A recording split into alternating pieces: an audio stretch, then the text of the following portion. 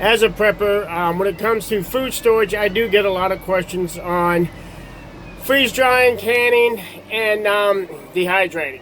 And unfortunately, I know none of those. I am learning though, especially from this young lady here, Mimi. She also graciously shares her videos with me. So the next two part videos are by her, shared on this channel, because everyone has questions I can't answer. Have a great day. I know I will. Kitchen prepping diaries. Canning versus dehydrating versus freeze dry. I do all three. Here's some information about canning. A quick look at dehydrating. And here's some information on freeze dry. I will have a video on all three. Kitchen prepping diaries, canning. Woohoo, welcome back. Okay, you really should be canning it up, so wake up. Pun intended. Let's take a really quick look at why canning is good. It has a relatively high nutritional value. The heat will take out some of the vitamins and minerals. The average time to process is 2 to 4 hours. That depends on your water bath or pressure canning. The value is excellent. It's a nominal cost to get started, and you can dramatically fill your pantry. The texture could be a little bit different. The taste can be a little bit different depending on how you season, cook it, and all that good stuff.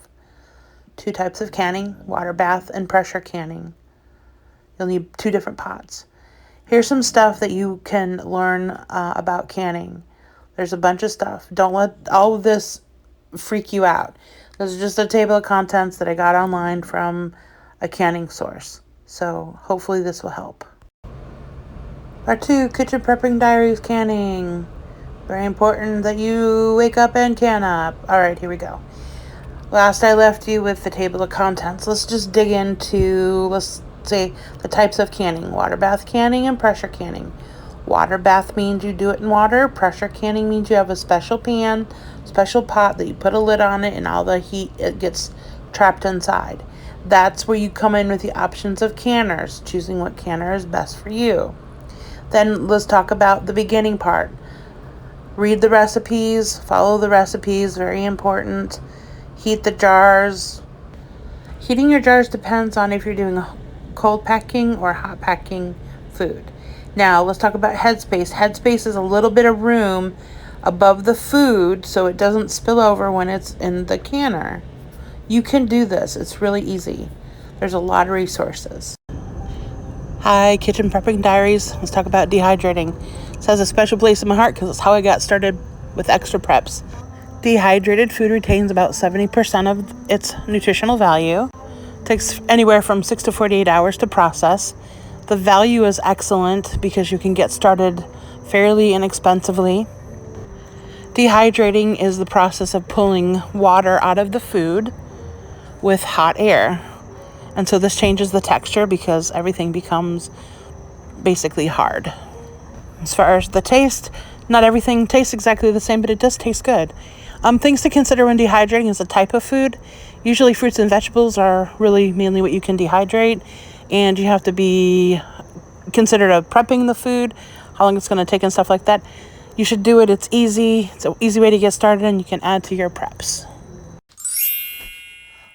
Kitchen Prepping Diaries, freeze-dried edition. This is probably my favorite one in the series because I love freeze-drying. And something that I realize is that I regret not buying it sooner because the benefit far outweighs the cost long term. And as far as my preps go and keeping emergency food storage for my family.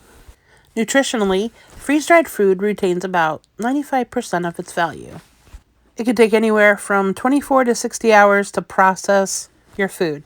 Depends on what you're processing. Value is excellent but pricey at the start. But if you're buying freeze-dried food, in the long term, this is definitely the option you should go for.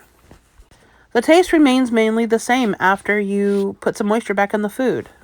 I will definitely be adding more freeze-dried tips and showing you more about freeze-drying.